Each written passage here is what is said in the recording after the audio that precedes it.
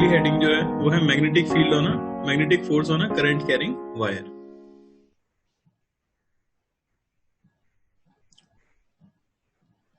तो अभी तक हमने मेनली जो स्टडी की है वो किस चीज की है, वो की है कि मैग्नेटिक रीजन के अंदर अगर कोई चार्ज पार्टिकल मूव कर रहा होता है तो उसके ऊपर कितना फोर्स लगता है, और हमने ये भी देख लिया कि कोई चार्ज पार्टिकल कितनी मैग्नेटिक फील्ड प्रोड्यूस करता है।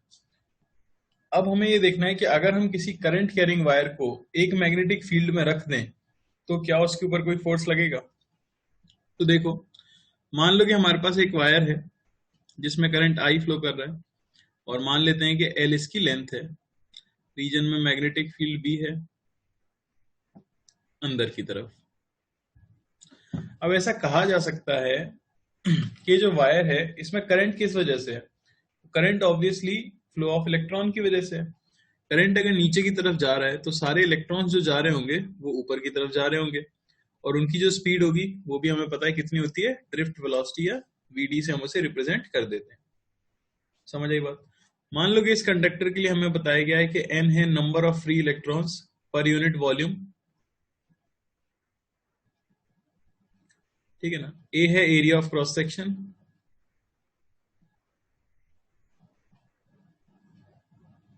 ठीक है, और l तो हमें पता ही है कि l है लेंथ ऑफ कंडक्टर, ठीक है ना। ये सब हमें दिया हुआ है। तो क्योंकि इसके अंदर भी चार्ज पार्टिकल हैं जो कि मूव कर रहे हैं, अब आप ये कह सकते हो कि वायर तो वैसे न्यूट्रल है, तो जितने इसमें इलेक्ट्रॉन्स हैं उतने ही इसमें प्रोटॉन्स हैं, लेकिन प्रोटॉन्स जो होंगे वो सभी किस पे होंगे, रेस्ट पे होंगे। तो मैं कह सकता हूँ कि फोर्स ऑन प्रोटॉन्स तो कितना है जो इस कंडक्टर के अंदर है, वो तो जीरो है, पर फोर्स ऑन इलेक्ट्रॉन वो जीरो नहीं है। तो वही जो नेट फोर्स आएगा उसी को कह देंगे हम फोर्स ऑन द वायर। वो कैसे कैलकुलेट किया जा सकता है, आप छोटा सा एलिमेंट कंसिडर कर लो इस तरह से, ठीक है ना। मैं मान लेता हूं किसी लेंथ dl का। अब इसमें जो इलेक्ट्रॉन है उसके ऊपर फोर्स कितना लग रहा होगा, एक इलेक्ट्रॉन के ऊपर अगर फोर्स निकाला जाए, फोर्स ऑन वन इलेक्ट्रॉन, तो आप बता सकते हो फोर्स हमें पता है क्यू वी क्रॉस बी आ जाता है। तो ये हो गया आपका E into we D cross B, ये है फोर्स ऑन वन इलेक्ट्रॉन। तो इसी तरीके से हम क्या कह सकते हैं कि टोटल नंबर ऑफ इलेक्ट्रॉन्स जो डीएल वॉल्यूम में होंगे,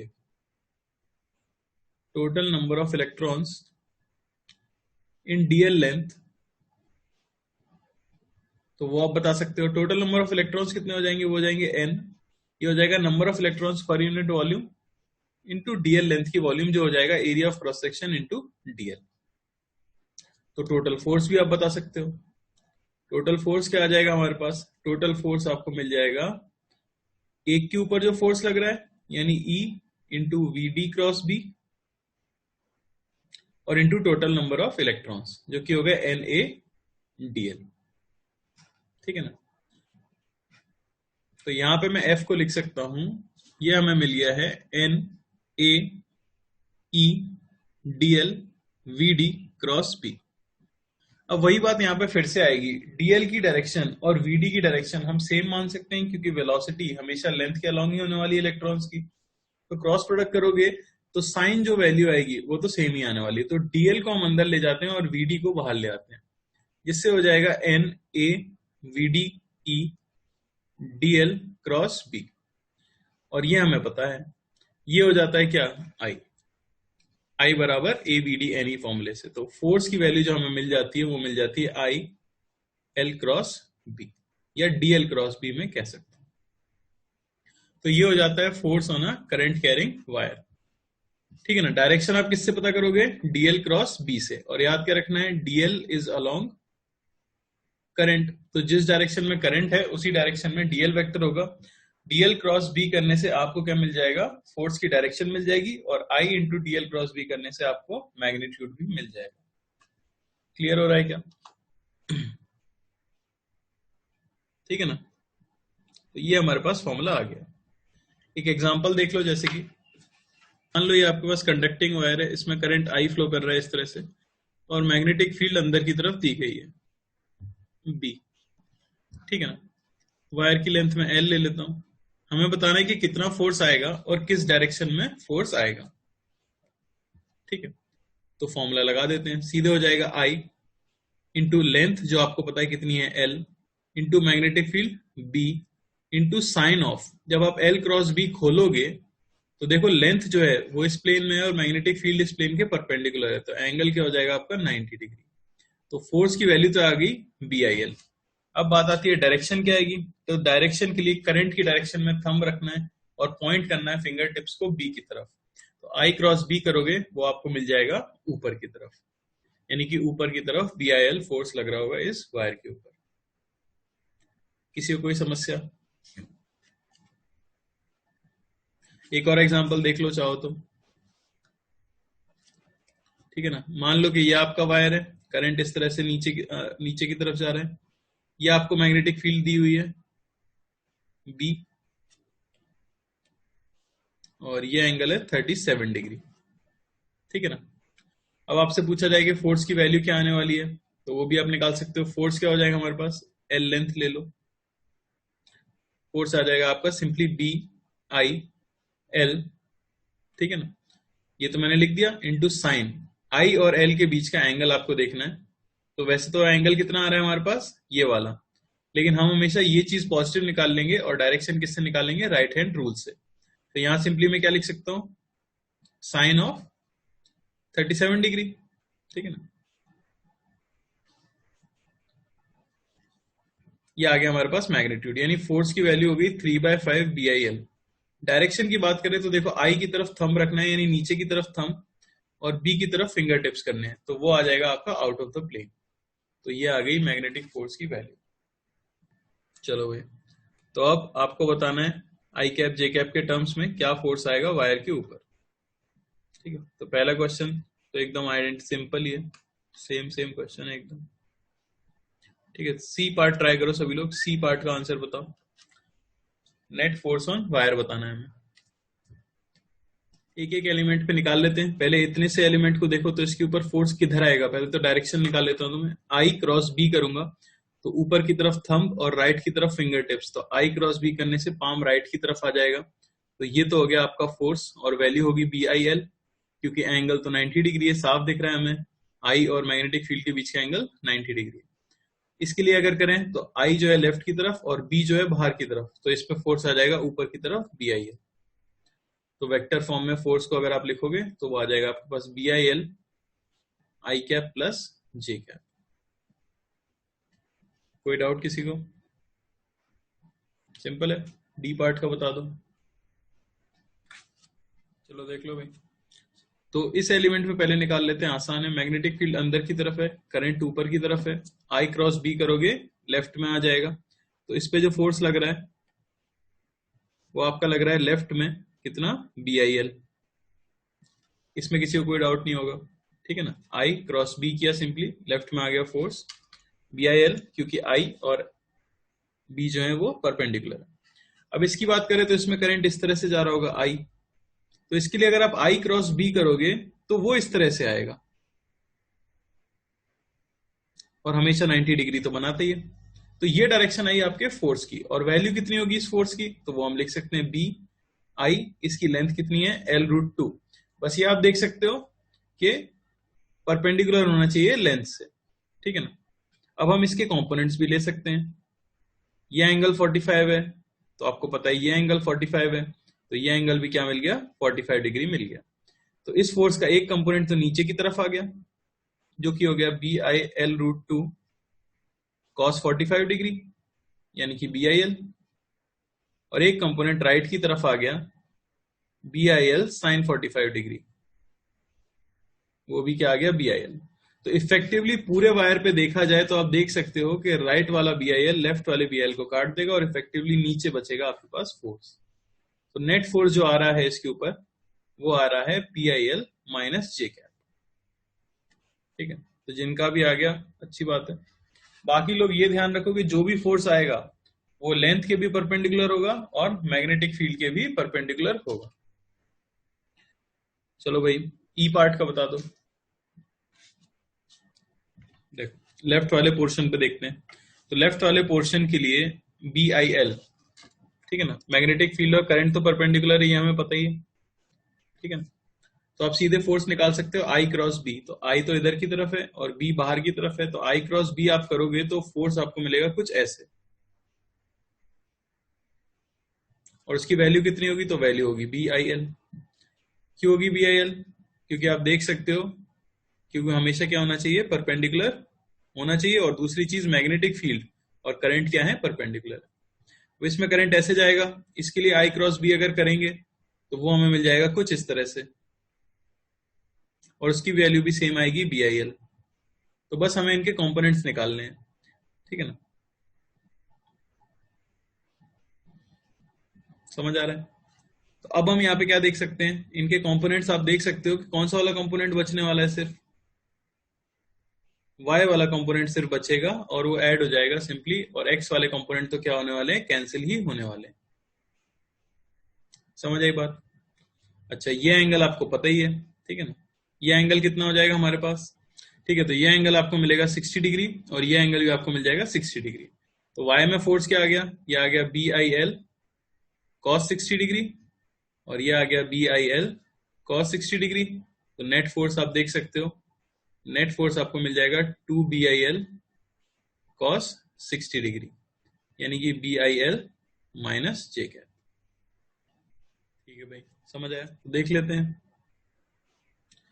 इस पे सब पे फोर्स की डायरेक्शन बना देता हूं मैं। तो आई क्रॉस बी करेंगे तो इस पे फोर्स आएगा इधर, वैल्यू भी बताया हमें बी आई एल। इसमें करंट ऊपर है, आई क्रॉस बी करोगे तो फोर्स आएगा इधर, और वैल्यू होगी बी आई एल। इसमें आई क्रॉस बी करोगे फोर्स आएगा नीचे, वैल्यू बी आई एल। इस पे करंट इधर जा रहा है, आई क्रॉस बी करेंगे फोर्स आएगा राइट में, और वैल्यू वही होगी बी आई एल। फाइनली इस पे भी फोर्स आएगा नीचे, कितना, बी आई एल। तो कौन से वाले फोर्सेस कैंसिल हो गए, ये एक्स वाले फोर्सेस क्या हो गए, कैंसिल हो गए। वाई में 3 फोर्स बचे, नेट फोर्स जो वाई के अंदर आपको मिल जाएगा वो कितना हो जाएगा, 3 बी आई एल माइनस जे। समझ आया? ठीक है भाई,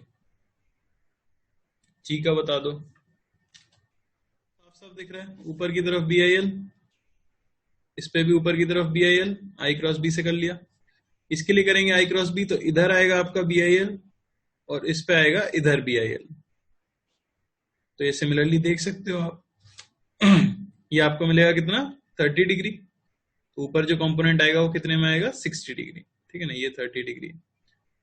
तो फाइनली हम कह सकते हैं कि वाई डायरेक्शन में जो फोर्सेज आएंगे, इसका कंपोनेंट ऊपर की तरफ और इसका कंपोनेंट ऊपर की तरफ, तो नेट ऊपर की तरफ फोर्स कितना हो जाएगा, वो हो जाएगा 2 B I L cos 60 degree.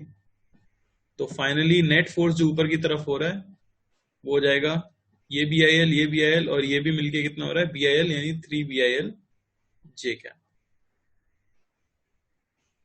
समझ आए? इन पे आप आसानी से लिख सकते हो, उन पे तो लिख ही सकते हो। जैसे इसमें करंट इधर जा रहा है, मैग्नेटिक फील्ड का अंदर है, I cross B, B I L ऊपर आ गया, इधर भी जा रहा है तो इस पे भी बी आई एल ऊपर आ गया। मेन चीज है ये सेमी सर्कल पे, उस पर जरा करके बताओ कैसे निकालेंगे सेमी सर्कल का। तो आपको थोड़ा तो आइडिया लग ही गया होगा, हमें जाना पड़ेगा थीटा पे और लेना पड़ेगा डी थीटा का एलिमेंट, ये छोटा सा। समझ आई ना बात? रेडियस हमें उसकी पता है कितनी है, L/2, ठीक है ना। अच्छा, इसमें करंट किधर फ्लो कर रहा होगा, तो इसमें भी करंट इसी तरह से फ्लो कर रहा होगा। मैग्नेटिक फील्ड का है, मैग्नेटिक फील्ड अंदर की तरफ है, तो इस पे छोटा सा फोर्स आएगा। क्या डायरेक्शन होगी इसकी, आई क्रॉस बी करोगे आपको छोटा सा फोर्स इस तरफ मिलेगा, डीएफ। समझ आ रही है बात? एंगल अगर देखें तो ये जो हॉरिजॉन्टल से एंगल बनाएगा, ये एंगल भी क्या होगा, थीटा। अब आप देख सकते हो कि जैसा एलिमेंट आपने यहां लिया है वैसे ही एलिमेंट एक यहां आएगा, और उस पर फोर्स किधर आएगा, तो आई क्रॉस भी करो तो आपको समझ आएगा कि उस पर फोर्स इस तरफ आएगा, ठीक है ना। तो आप समझ सकते हो कौन सा वाला कंपोनेंट ऐड होने वाला है, कौन सा वाला सब्ट्रैक्ट होने वाला है। हमें साफ समझ आ रहा है कि एक्स वाले जो कंपोनेंट्स होंगे वो तो क्या होंगे, कैंसिल आउट हो जाएंगे, ये इधर वाला और ये इधर वाला, ये एक दूसरे को क्या कर देंगे, कैंसिल कर देंगे। जबकि पूरे सेमी सर्कल के लिए वाई वाले एलिमेंट्स को हमें क्या करना होगा, सिंपली ऐड करना होगा। तो मैं क्यों ना डी एफ वाई निकाल दूं और उसे इंटीग्रेट कर दूं 0 से लेके पाई तक, तो इस सेमी सर्कल के लिए टोटल मैग्नेटिक फील्ड आ जाएगी। समझ आ रहा है क्या?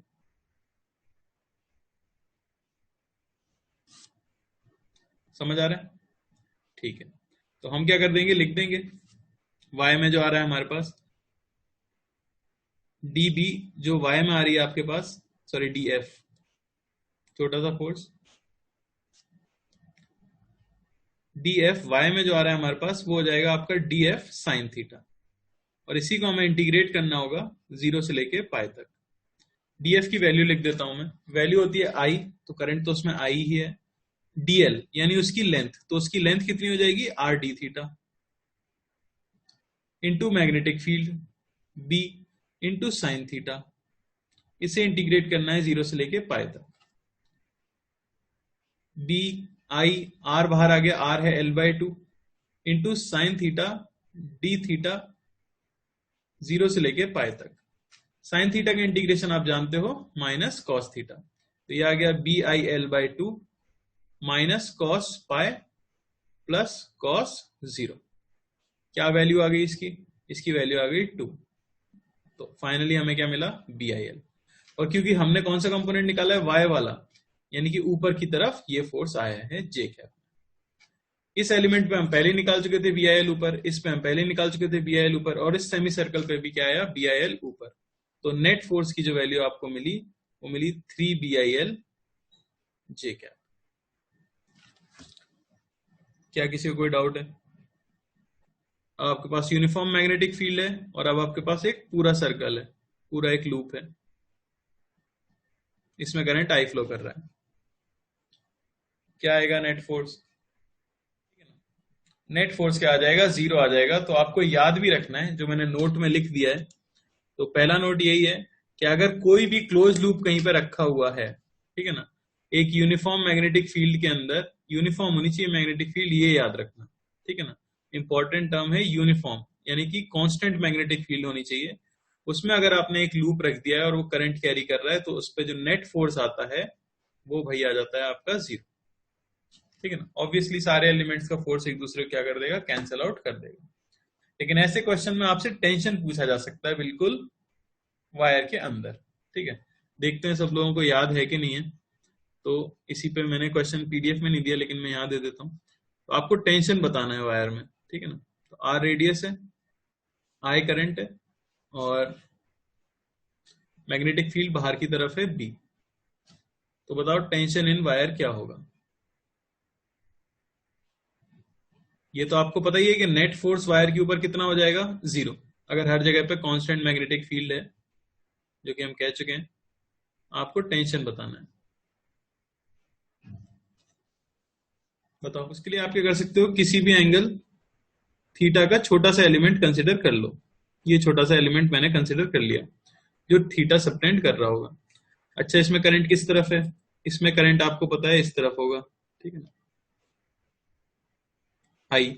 तो इस पे फोर्स किधर आएगा, तो अगर इसके लिए हम आई क्रॉस बी कर दें तो वो फोर्स आपको मिलेगा इस तरफ। छोटा सा फोर्स मैं बोल देता हूं डीएफ। ये एंगल थीटा जो है ना स्मॉल है, ये याद रखना। थीटा को मैंने कैसे ले लिया, स्मॉल ले लिया। अगर इस एलिमेंट को मैं ड्रॉ करूं अब, तो ये कुछ ऐसा है, ठीक है ना, जहां ये इसका सेंटर है, कुछ दिया हुआ है इस तरह से। इस पे टेंशन किस तरह से लग रहा होगा, तो आप देख सकते हो टेंशन एक तो इधर लग रहा होगा, टेंजेंशियली लगता है, और एक इधर लग रहा होगा टी। अच्छा, इसने जो एंगल बनाया है सेंटर पे, वो मैंने मान लिया कितना एंगल बनाया है, थीटा बनाया है। और इस पे फोर्स जो लग रहा है वो बाहर की तरफ लग रहा है BIL, ठीक है ना। तो अब इसकी वैल्यू हमें कैलकुलेट करनी है कि टेंशन कितना होगा। तो आप देख सकते हो, अगर मैं यहाँ पे इस तरह से ड्रॉ कर दूं, तो इसका हाफ एंगल कितना हो जाएगा, θ/2। तो ये एंगल भी क्या हो जाएगा, θ/2। तो ये भी हो गया आपका θ/2। एक्स डायरेक्शन में देखो, यहाँ पे कंपोनेंट क्या आएगा, तो यहाँ कंपोनेंट आ जाएगा आपका t cos θ/2, और यहाँ आएगा t cos θ/2।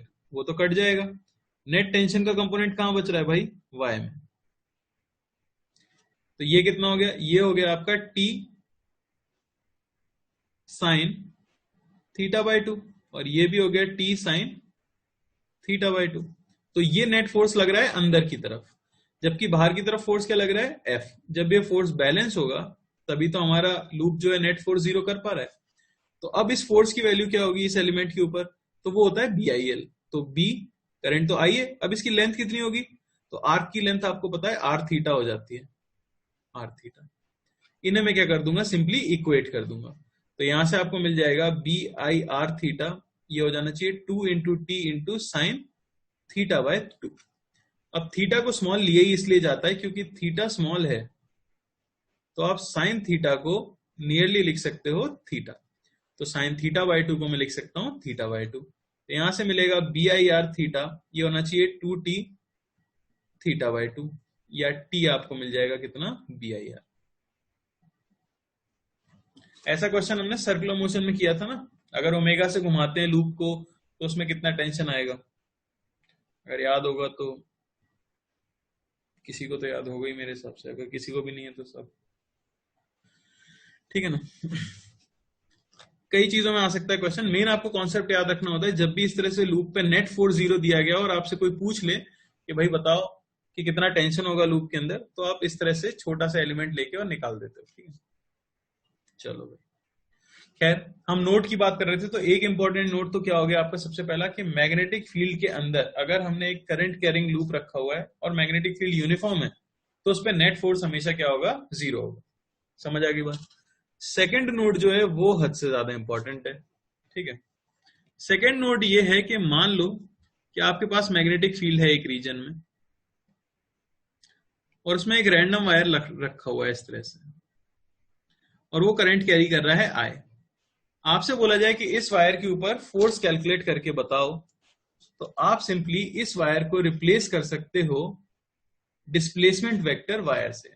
अब इसका मतलब क्या हुआ, अगर इस वायर के स्टार्टिंग पॉइंट और एंड पॉइंट को कनेक्ट करके एक सिंगल वायर बना दिया जाए, जो कि ऑब्वियसली ऐसा बनेगा, और इसमें करंट की डायरेक्शन ऐसे थी तो इसमें करंट की डायरेक्शन ऐसे होगी, तो जो फोर्स इसके ऊपर होगा वही फोर्स इस पूरे वायर के ऊपर आने वाला है। यानी कि जो फॉर्मूला आपने पढ़ा है ना, F बराबर आई डीएल क्रॉस बी, उसमें डीएल बेसिकली आप क्या ले सकते हो, डीएल आप ले सकते हो डिस्प्लेसमेंट वेक्टर। यानी कि जो आपका कंडक्टिंग वायर है उसके स्टार्टिंग और एंड पॉइंट को ज्वाइन कर दो और एक नया वायर बना दो, और फोर्स कैलकुलेट करो, तो वैल्यू क्या आएगी, सेम आएगी डायरेक्शन के साथ। अब इससे जीवन देखो कितना आसान हो जाएगा। जितने भी क्वेश्चन हमने किए हैं, यहां से शुरू कर देते हैं। यहां देखो जरा, एल लेंथ ये थी, एल लेंथ ये थी, और यहां मैंने एक इस तरह का शेप बना दिया था। लेकिन मैं चाहता तो इस एंड को और इस एंड को डायरेक्टली डिस्प्लेसमेंट वायर से अगर कनेक्ट कर देता, तो आपको समझ आएगा कि एक 3L लेंथ का वायर बन जाता कि नहीं बन जाता, जिसमें करंट इस तरफ जा रहा होता। तो आप सिंपली बता देते कि फोर्स क्या आ जाता आपका, बी आई इंटू 3L, और डायरेक्शन आई क्रॉस बी से आपकी नीचे की तरफ आई जाती, और देखो वही हमारा आंसर आया था। फिर मैंने अगले केस में क्या किया, देखो ये लेंथ एल ही रखी थी, पर यहाँ पे ट्रायंगल बना दिया था, तो तुमने मेहनत की और तुम्हें आंसर मिला, देखो वही आंसर है, क्योंकि डिस्प्लेसमेंट वायर अगर आप बनाते तो वो फिर से 3L लेंथ का वायर ही बनता, और यही उसमें करंट रहता। मैग्नेटिक फील्ड अंदर की तरफ है, आई क्रॉस बी आप करते, फोर्स ऊपर की तरफ आ जाता, और वैल्यू क्या आ जाती, 3BI। और उसके बाद हमने हदी कर दी थी, बस इस एल लेंथ में मैंने क्या दे दिया आपको, सेमी सर्कल दे दिया था। तो आपको इंटीग्रेशन करना पड़ा, और तब जाके आप जो आंसर लेके आए 3BILJ कैप, वो तब भी आ जाता अगर मैं इस पूरे वायर को रिप्लेस कर देता इसके डिस्प्लेसमेंट वायर, जिसकी लेंथ कितनी होती, 3L, और उसमें करंट की डायरेक्शन मान लेता ये, तब भी आंसर डायरेक्टली क्या आ जाता, 3BIL ऊपर की तरफ। तो ये नोट बड़े इंपॉर्टेंट है। आपको क्या याद रखना है कि अगर हमें यूनिफॉर्म मैग्नेटिक फील्ड में एक वायर दिया हुआ है, तो फोर्स का फॉर्मूला हम आई डीएल क्रॉस बी यूज करेंगे। डीएल वेक्टर जहां पे क्या है आपका, डिस्प्लेसमेंट वेक्टर है। यानी कि अगर इस तरह से कोई क्वेश्चन दे देता, ये और यहां में कैसा भी शेप दे देता आपको, ये करंट आई जा रहा है, ठीक है ना, और इस तरह से मैग्नेटिक फील्ड है, तो आप समझ जाते कि ये लेंथ अगर एल दी गई है, ये लेंथ भी एल दी गई है, ये लेंथ भी एल दी गई है, तो फोर्स जो आता आपका, वो फोर्स आ जाता आपका 3BIL, और डायरेक्शन क्या आ जाती, ऊपर की तरफ। क्या सबको क्लियर हुआ है? हाँ, तो ये बहुत अच्छी बात कह रहे हो कि पहले ही बोल देते तो जीवन आसान हो जाता, पर अगर मैं पहले ही बोल देता तो फिर आप ये इंटीग्रेशन कभी नहीं करते, ठीक है ना। तो ऐसा तो होगा नहीं कि जिंदगी में हमेशा ही ये चीजें काम कर जाएं। ये सब वैलिड है कांस्टेंट मैग्नेटिक फील्ड में। अब आप एडवांस की अगर तैयारी कर रहे हो तो ऑब्वियसली फील्ड वेरिएबल होगी ही, क्योंकि जीवन आसान इतना हो नहीं सकता। तो आपको इंटीग्रेशन की जरूरत तो पड़ेगी पड़ेगी, लेकिन हाँ 80% केसेस में ऐसा मान सकते हो कि आप डायरेक्टली डिस्प्लेसमेंट वेक्टर को यूज कर पाओगे। समझ आया?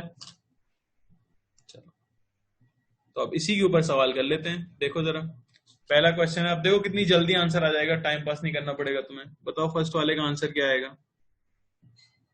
क्या आ जाएगा? डिस्प्लेसमेंट। बीच का कचरा हटाओ, सीधी लाइन बनाओ, 1 2 3 4 5, 5 है, इसकी लेंथ हो गई, करंट इस तरफ है, मैग्नेटिक फील्ड अंदर है, आई क्रॉस बी किया, फोर्स कहां गया? नीचे। फोर्स की वैल्यू कितनी हो जाएगी? बी आई, लेंथ है इसकी 5 है। ये हो जाएगा आपका आंसर। कोई समस्या किसी को?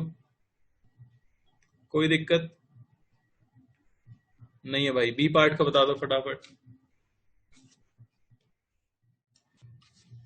हाँ भाई, डिस्प्लेसमेंट ड्रॉ कर दें तो इसको तो एज इट इज रहने देते हैं, यहां से डिस्प्लेसमेंट वाला ड्रॉ कर देते हैं। तो ये 4L लेंथ का हो गया, ठीक है ना। करंट इस तरह से जा रहा है और इसकी लेंथ तो L ही है। फोर्स लिख दो। मैग्नेटिक फील्ड किस तरफ है? मैग्नेटिक फील्ड अंदर की तरफ है। तो आई क्रॉस बी, इस पे फोर्स आया इस तरफ, कितना होगा? B I L. I cross B, इस पे फोर्स आया ऊपर की तरफ, कितना? B I L. तो नेट फोर्स जो आपको मिल गया वो हो गया 4 B I L J cap plus B I L I cap. कोई समस्या किसी को? गलत मत करो, डायरेक्शन आप सही निकालो। इसमें करंट नीचे की तरफ है और मैग्नेटिक फील्ड अंदर है, तो आई क्रॉस भी आप राइट हैंड से करोगे तो आई कैप में आएगा। समझ आ रहा है ना? इतनी छोटी छोटी गलतियां मत करो।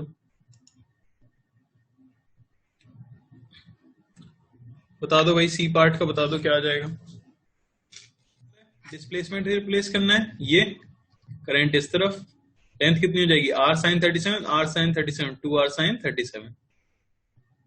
आई क्रॉस बी किया, फोर्स किधर आ जाएगा भाई? फोर्स आ जाएगा आपका ऊपर की तरफ, ऊपर आ गया फोर्स।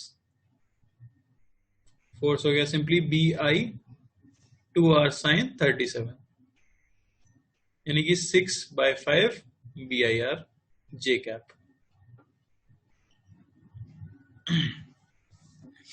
आसान है। डी पार्ट में छोड़ रहा हूं, आराम से घर पे आप ट्राई कर लेना अपने। चलो थोड़े से अलग टाइप के क्वेश्चन पे चल लेते हैं। ई पार्ट का आंसर बताओ क्या आएगा। एक इनफाइनाइट वायर है और इससे कुछ फाइनाइट सेपरेशन पे एक छोटा सा वायर रखा हुआ है, उस पर आपको फोर्स बताना है। देखो भाई, सबसे पहले इस वायर की वजह से डी डिस्टेंस पे जो मैग्नेटिक फील्ड आएगी I cross R into the plane आएगी, और बी की वैल्यू होगी mu naught I by 2 pi D. अब फोर्स हमें पता है, फोर्स क्या हो जाता है? बी आई एल, यानी बी तो हो गया mu naught I by 2 pi D into current wire में आई, और लेंथ है उसकी L. Direction I cross B आप करोगे किधर आ जाएगा? I cap. कोई समस्या किसी को? एफ पार्ट का बता दो, एफ पार्ट में क्या आएगा? क्वेश्चन है जिसके लिए हमें इंटीग्रेशन करना पड़ेगा। क्यों भाई? क्योंकि आप देख सकते हो कि हर पॉइंट पे वायर के अलग अलग फील्ड होगी। जब हर पॉइंट पे अलग अलग फील्ड होगी तो हर पॉइंट पे अलग अलग फोर्स होगा।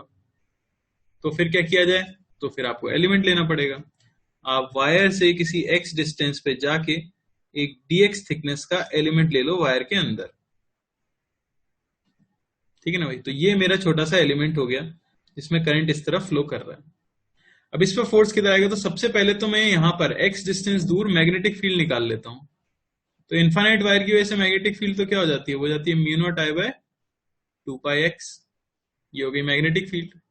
और डायरेक्शन निकालोगे आई क्रॉस आर, तो वो आ जाएगी आउट ऑफ द प्लेन। तो ये है मैग्नेटिक फील्ड यहां पर। तो इस वायर के लिए मैग्नेटिक फील्ड बाहर है और करंट लेफ्ट की तरफ है।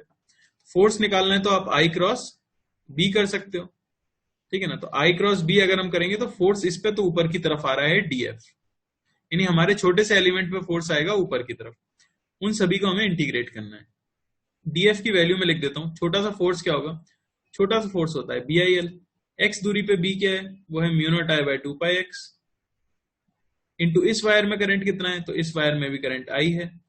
इंटू इसकी लेंथ कितनी है? तो इसकी लेंथ हमें पता है dx। इसी को हम इंटीग्रेट कर देंगे भाई, क्योंकि सभी पे आपको जोड़ना पड़ेगा फोर्स। इस पे छोटा सा फोर्स जैसे df ऊपर आया है, ऐसे ही सब पे छोटा छोटा फोर्स आएगा, उसे जोड़ेंगे क्योंकि हर जगह पे मैग्नेटिक फील्ड अलग है। इंटीग्रेट कहां से क्या करेंगे? सबसे पहला एलिमेंट जो लोगे आप देखो वो L दूरी पे लोगे और आखिरी जो लोगे वो 2L दूरी पे लोगे, तो L से 2L तक आप इसे इंटीग्रेट कर दो। F आपको क्या मिल गया, देखो म्यू नॉट आई स्क्वायर तो कांस्टेंट था, बाहर आ गया, बाय 2 पाई 1 बाय x का इंटीग्रेशन ln x, तो ln x लिमिट है L से लेके 2L, पुट करोगे ये मिलेगा mu naught I square by 2 pi ln 2, और डायरेक्शन हम जानते हैं कि आ गई है j कैप। ठीक है ना, कोई दिक्कत?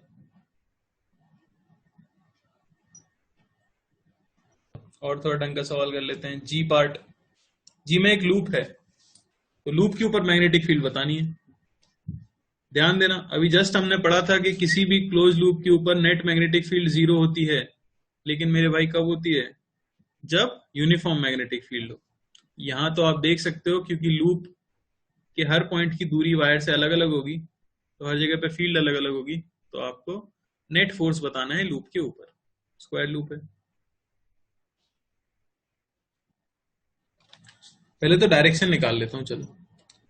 अच्छा, इस वायर की वजह से हर जगह पे मैग्नेटिक फील्ड किधर आएगी, तो I क्रॉस R अगर मैं करूं तो वो आएगा इनटू द प्लेन, तो हर जगह मैग्नेटिक फील्ड तो इनटू द प्लेन आने वाली है। अच्छा, वायर्स में करंट इस तरह से है, तो इस पे फोर्स किधर आएगा, तो I क्रॉस B अगर आप करते हो I क्रॉस B, तो इस पे फोर्स आएगा इस तरफ, कुछ कह देता हूं मैं F1। इस पे I क्रॉस B करते हो, इस पे फोर्स आएगा कुछ इस तरफ, कह देता हूं F2। देखो दोनों सेम नहीं होंगे क्योंकि यहां जो मैग्नेटिक फील्ड है और यहां जो मैग्नेटिक फील्ड है दोनों अलग अलग है। इस पे फोर्स जो आएगा I क्रॉस B, वो फोर्स आएगा ऊपर, और ऐसे ही क्वेश्चन तो हम कर चुके हैं। ये जस्ट दिख रहा है कि नहीं दिख रहा है, ये आपका वायर है, इनफाइनाइट वायर की दूर में पैरेलल इस तरह से, इसकी वजह से बताना है, ठीक है ना। और इसकी वजह से इसके ऊपर फोर्स किधर आएगा, तो I क्रॉस B करोगे तो इस पे फोर्स आएगा नीचे। अच्छा, ये एकदम सिमेट्रिकल थे तो इन पे फोर्स इक्वल और ऑपोजिट आने वाला है, तो मुझे इंटीग्रेट करने की यहाँ पे जरूरत ही नहीं है भाई, ये तो वैसे ही कट जाएंगे। समझ आ रहा है? अब देखो F1 लिख देता हूं मैं। F1 की वैल्यू क्या होगी, तो डी एल डिस्टेंस पे मैग्नेटिक फील्ड क्या होगी, तो वो लिख देते हैं, तो mu naught I by 2 pi D, ये हो गया B इंटू अब इस वायर के अंदर करंट I इंटू इस वायर की लेंथ L, ये हो गया माइनस आई कैप में आपका F1। F2 की बात करें इस वायर के ऊपर, तो यहां वायर से डिस्टेंस इसकी कितनी हो गई है 2L, तो 2L दूरी पर मैग्नेटिक फील्ड, तो mu naught I by 2 pi 2L into wire में करंट I और इंटू लेंथ L। डायरेक्शन किधर आई है भाई, I कैप। समझ आ रहा है?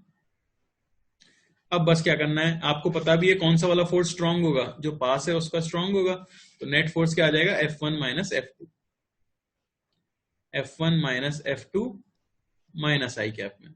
ठीक है, मैंने पहली डायरेक्शन समझ ली है, नहीं तो आप सॉल्व कर लो, ऐड कर लो वेक्टर से, सेम ही आंसर आएगा। तो ये आपके पास आ गया है कितना, ये आ जाएगा 2, ये तो कट गया, ये आएगा mu naught I square by pi minus minus mu naught I square by 2 पाई, तो ये आपको मिल जाएगा mu naught I square by 2 पाई और माइनस आई कैप। ठीक है ना, और उन्हें पैरेलल रखा गया है, तो उनकी फोर्स पर यूनिट लेंथ आपको बतानी है। फोर्स पर यूनिट लेंथ क्यों बताते हैं भाई, क्योंकि इनकी लेंथ तो इनफाइनाइट है, तो पूरा फोर्स बता पाना तो संभव नहीं है, इसलिए पर यूनिट लेंथ बता देते हैं।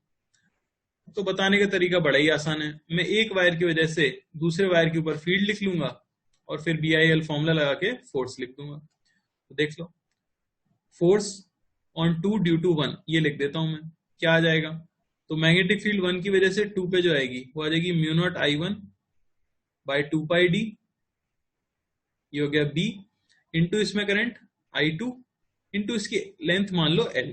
अब L ऑल्दो क्या है आपका इनफाइनाइट है, ठीक है ना, इसीलिए क्या पूछा गया है, force per unit length, length को नीचे ले आए, ये मिल जाता है mu naught I1 I2 by 2 pi D.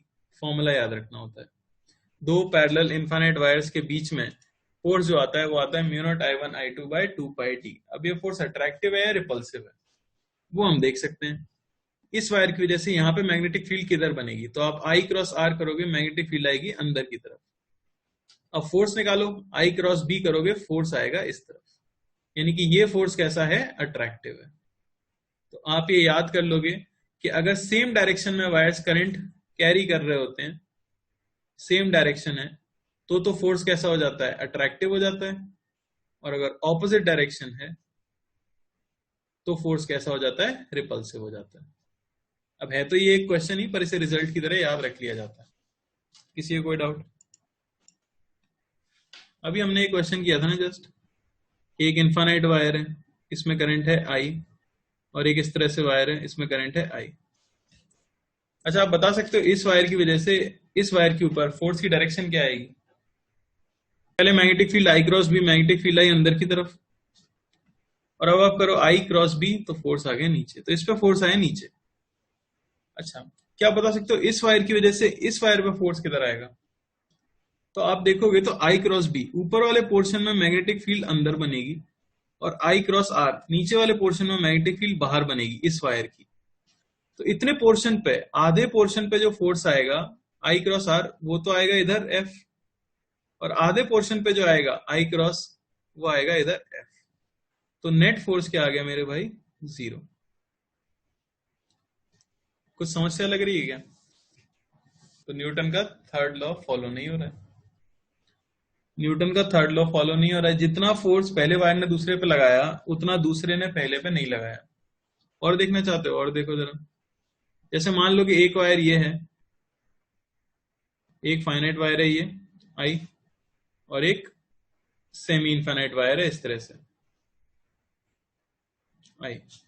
अब बताओ इसकी वजह से इस पे फोर्स किधर आएगा? ऊपर वाले पे फोर्स किधर आएगा? ये 1 बोल देता हूं मैं, इसे 2 बोल देता हूं। 1 की वजह से 2 पे फोर्स किधर आएगा बताओ? तो आई क्रॉस आर, सबसे पहले तो मैग्नेटिक फील्ड आ गई बाहर, और फिर आई क्रॉस बी, तो किधर आ गई आपकी आई कैप। इस पे फोर्स तो आया इधर। अच्छा, इसकी वजह से इस पे, 2 की वजह से 1 पे, तो मैग्नेटिक फील्ड तो आ गई अंदर, और आई क्रॉस बी, फोर्स आ गया किधर? ऊपर। क्या हो रहा है ये? तो इसका कारण बताना जरा अगली क्लास में, ठीक है? सोच के बताना, क्योंकि ये थर्ड लॉ तो फॉलो नहीं कर रहे ना, दिख रहा है ना सबको। डायरेक्शन ही ऑपोजिट नहीं है, इक्वल ऑपोजिट। फोर्स तो चलो छोड़ भी दें एक बार। खैर, हम ये देख रहे थे, एक ढंग का सवाल कर लेते हैं। बताओ जरा सभी लोग, अभी मत बताओ, सोच के आराम से अगली क्लास कल बता देना। तो क्वेश्चन है, एक आपके पास इंक्लाइंड प्लेन है, उस पे एक वायर रखा हुआ था m मास का, l लेंथ का, और I करंट कैरी करता हुआ। Magnetic field vertically up direction में है। आपको बताना है वायर में करंट क्या होना चाहिए ताकि वायर इक्विलिब्रियम में रह सके। तो भाई हम देखेंगे इसे साइड से, तो इस साइड से जैसा हमने इंक्लाइन प्लेन जिंदगी में देखा है वैसा दिखने लगेगा। बस क्या होगा कि वायर अब इस तरह से दिखेगा, इनटू द प्लेन जाता हुआ करंट लेके आई। मैग्नेटिक फील्ड आपको बताई गई ऊपर की तरफ है, तो यही बना लेता हूं मैं B. Length into the plane है, करंट इनटू द प्लेन है, और क्या लग रहा होगा? धरती माँ खींच रही होंगी mg से। अपन को पता है इंक्लाइन प्लेन पे किसी को भी इक्विलिब्रियम में लाने के लिए आप along the incline net force क्या कर देते हो? 0 कर देते हो।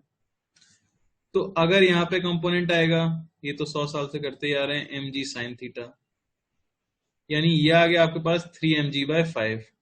तो मैग्नेटिक फोर्स इसी को बैलेंस कर रहा होगा। अब मैग्नेटिक फोर्स क्या होता है? BIL। क्या करंट और मैग्नेटिक फील्ड 90 डिग्री बना रहे हैं एक दूसरे से? बताओ। बना ही रहे हैं, दिख रहा है हमें, ठीक है ना? ये हॉरिजॉन्टल है और वो उधर है। तो फोर्स निकालोगे तो BIL किधर आएगा? I क्रॉस B करोगे, फोर्स आएगा भाई आपका इस तरफ। फोर्स की वैल्यू कितनी होगी? तो फोर्स की वैल्यू होगी BIL। अब आप देख सकते हो आपको अलोंग द इंक्लाइन चाहिए, ये 37 है तो ये भी 37 डिग्री है, तो जो इस तरफ फोर्स आ जाएगा वो आ जाएगा आपका F cos 37 डिग्री। तो बस अलोंग द इंक्लाइन फोर्सेस को बैलेंस कर दो, 3mg/5 ये हो जाना चाहिए BIL cos 37 डिग्री, यानी कि 4/5 BIL, 3mg/5, और I आपको मिल जाएगा 3mg/4